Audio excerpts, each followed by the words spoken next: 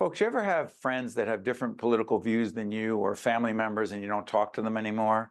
The author we have on now will help us understand why that's not always the best strategy. She is Alexandra Hudson. And she has written a compelling, important book, The Soul of Civility, Timeless Principles to Heal Society and Ourselves. Alexandra, you are now going to be called Lexi because you told us we could do that. I want to make sure we can do that. Lexi, how you doing? I'm great. Thanks for having me on, Steve. Okay, do this for us. Define. We are literally doing this program a couple days before President Trump becomes President Trump, right before the inauguration. Um, define civility, and then I'm going to ask you the difference between civility and politeness, which you know a little bit about for a reason I'll explain in a moment. Civility, Steve, is the art of human flourishing. It is the bare minimum of respect that we are owed and owe to others by virtue of our shared personhood, our shared human dignity. It's not just about how we treat those that we like, those that agree with us, those that can do things for us. The test of true civility is what we owe and how we treat those who we may never see again, those that we disagree with, those that who can do nothing for us in return. And as you mentioned, civility is essentially more than mere politeness. Okay, so politeness. Judith Martin is who to you? So Judith Martin is a Washington Post columnist, and as I discovered while writing my book, she is one of four Judiths in the realm of etiquette who are experts on manners. My mother is one of these Judiths, not Judith Martin, but my mother is called Judy the Manners Lady. She's an author, a Judy the speaker. manners lady. Was she all about? Yeah. Sorry for interrupting. We're talking about politeness, and I interrupted you. Was she all about politeness, Lexi? So my mother, she embodied true civility for me and my brothers growing up. She was unbelievably hospitable. Our home growing up was a revolving door of newcomers to our community. We had homestays. She would always go above and beyond to make the stranger a friend. So she embodied the spirit of true civility and hospitality, but she also instructed my brothers and I in the ways and means of politeness. I remember distinctly growing up and my mother teaching us, how to shake hands, how to greet people, how to set the table just so, how to cut our food. And Steve, this may or may not surprise you. I am constitutionally allergic to authority. I hate rules. I hate being I told read that in the book. what to do. And so I always ask my mom, why do we do things the way we do them? Why do we even eat with forks at all? Why do we even greet with handshakes when other cultures bow or are why do we do things the way we do them? And she said, this is just the way we do it. And that never satisfied me. So this book is a product of a lifetime of thought and meditation about the timeless principles of living well together and our social norms and their utility to the extent that they help us do this thing called life together with others. Yeah, but Lexi, what's interesting to me is in the book, you not only distinguish between politeness and civility, but you also argue that there are some who are exceedingly polite, who are incredibly divisive and mean-spirited, and are able to do those things under the guise of politeness, and that civility is a much deeper, it's not just you said politeness is a technique. They're techniques. Civility is more to the core of who we are. Please talk about that. Exactly right. There's this great line from Shakespeare's Othello where Iago, the villain of Othello, says, one may smile, and be a villain. And so this gets to the core of what politeness versus civility is for me. I learned this firsthand when I was in government. As you mentioned, politeness is a technique where civility is a disposition of the heart. When I was in government, Steve, I saw these two extremes. On one hand, there were people who were aggressive and hostile and belligerent, people who were willing to step over anyone to get ahead and get what they wanted. I knew to stay away from those people. There was this other contingent. They were polished, poised, and polite. I thought they were my people. I was like, I can do business with these people. But I quickly learned that these were people who would smile at me one moment and stab me and others in the back the next. They used their politeness, their politesse to disarm, to make me think that they were my friends. They had my best interest at heart. But the moment I no longer served their purposes, they cast me aside. And I realized that these two extremes, the extreme hostility and the extreme politeness, these are extremes that define largely our public life today. And they also have a lot more in common than many people realize. It's easy to think they're polar opposites. They're actually two sides of the same coin. They both insufficiently appreciate the profound gift of being human, and they insufficiently appreciate the bare minimum of respect that we are owed and owed to others by virtue of our shared dignity. They see others in terms of means to one's own selfish ends. The hostile sees people as pawns to be steamrolled and silenced, and the polite contingent sees pawns people as pawns to be manipulated and discarded. But neither as human beings first. I interrupt you again and being rude, but hopefully civil, always civil. So here's the elephant in the room, at least for me. I couldn't care less what your politics says you're watching right now on public broadcasting and other places. Part of President Donald Trump's appeal is that he is the antithesis of civility.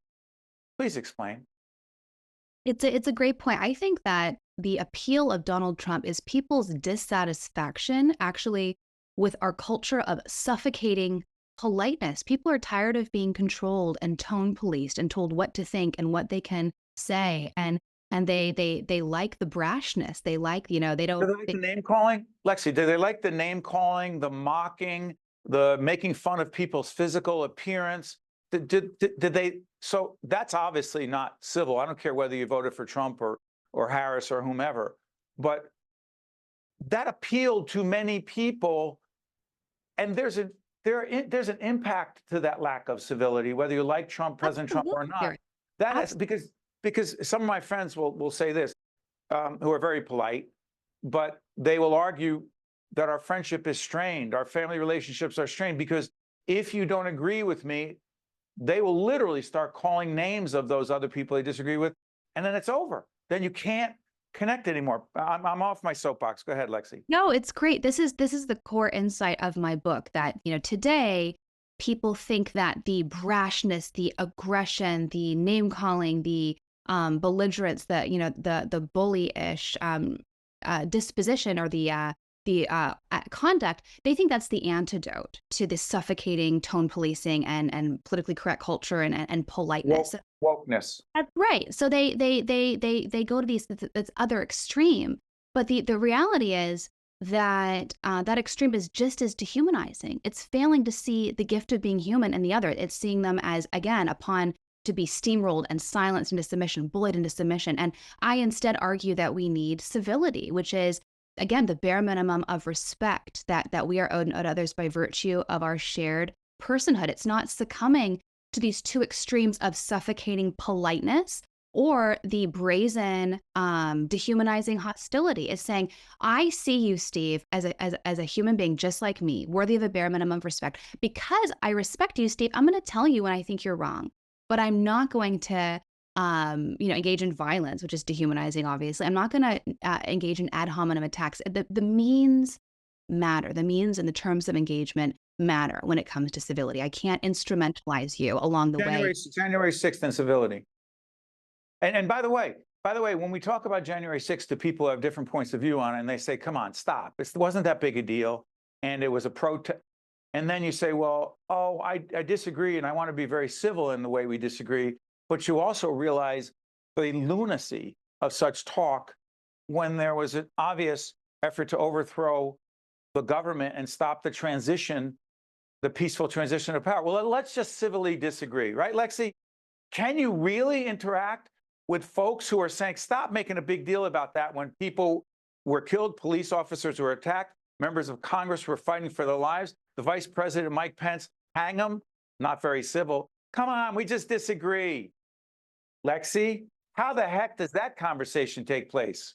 Steve, there is no question that we live in uncivil times. There's a reason I wrote my book right now for this moment. But as I explore in my book, this is not a now problem. This is not an America problem. This is not a Donald Trump problem. In fact, in original versions of my book, of my manuscript, I didn't mention Donald Trump at all, because I didn't want people to judge the book based on that. That's how people are today. They open it, they see what I say on that one thing, and they would have either embraced it or dismissed it based on that one aspect of the book. And I didn't want that. I wanted to zoom out and give us a broader understanding of this topic. This is actually a timeless question. It has always been uncivil times, and every culture tends to think that they are living through the most. Let's see, respectfully, I'm sorry for being rude and interrupting again, but you're saying you don't think it's worse than ever as polarized as ever, as uncivil as ever? Really? Much that is the same, much that is different, Steve. I'm a student of history. I love to look at the wisdom of the past to help us lead better lives today. That's the ethos of my passion, of my work. And history is such a good ballast. It gives us a grasp of where we've come from to help us. It's both a caution, I like to say, and a comfort. As a student of history, I know it's been bad before, not just in America, where we've lived through Revolutionary War, Civil War. We've literally How about civil rights and racism and segregation? absolutely, we've subjugated, Talk about human. uncivil. Absolutely. And taking a long view of human history also gives us comfort as well. It's been bad before. It can get bad again. That's the caution, but it's comfort. We're not really on the precipice of a civil war, thankfully, at this moment of time, as we have been before. So I like to say history is both a caution and a comfort to us in our current moment. Before I let you go, you talk about history. You talk in the book about Dr. King when he was in the Birmingham jail, letter from Birmingham jail. He talked about just and unjust laws and that you can be engaged in civil unrest, do it in a civil fashion, but we don't have a responsibility to just be so polite to accept Yes. segregation, Jim Crow, et cetera. I got a minute left. Go ahead. I actually reread Dr. King's letter from a Birmingham jail while I was in government and living through these toxic extremes of suffocating politeness and hostility. And it clarified for me why I was so frustrated and why true civility grounded in personhood and human dignity was the better, more noble, respectful way. Dr. King is responding to the suffocating politeness of the white moderate who is saying, Dr. King, don't rock the boat. Just be patient. We will get there eventually, and Dr. King said, no, this is about human dignity. This is about personhood. We're not going to just sit idly by and wait for justice to run its course and hope that it happens eventually. The time is now. And actually, he knew that his protests were actually civil. They were actually respecting the dignity of the other. Everyone who was part of his peaceful, nonviolent resistance, he had them undergo a training where they forgave them. They cultivated love for them. And it was out of that love for the people who held bigoted and racist views that they protested, that they had sit-ins, that they had letter writing campaigns. And so that's a reminder for us today that disagreeing with others is actually a way of respecting them and not just sweeping difference under the rug as politeness suggests. Why it was called civil disobedience. That's right. The Soul of Civility, Timeless Principles to Heal Society and Ourselves. Lexi Hudson, the author. Lexi, thank you so much for joining us. We appreciate it. A pleasure. Thank you for having me. You got it. I'm Steve Adubato. Hopefully I'll be more polite in the future and won't interrupt as much. See you next time. One-on-One with Steve Adubato is a production of the Caucus Educational Corporation. Funding has been provided by RWJ Barnabas Health. Let's be healthy together. New Jersey Children's Foundation. Kane University. PSEG Foundation. The Fidelco Group. Valley Bank. Robert Wood Johnson Foundation. New Jersey Sharing Network. And by PSCNG. Promotional support provided by Meadowlands Chamber. And by ROINJ. At the New Jersey Children's Foundation, we believe all children should have access to a high-quality public education regardless of where they live. We believe schools should place students on paths to success, and we invest in schools and educators who are meeting those needs. Whatever your seat on the bus, student, parent, teacher, business leader, you have a role in our mission. In Newark, district and charter schools show great education is possible. We're working to unite people across the city and state to provide students with the schools they deserve.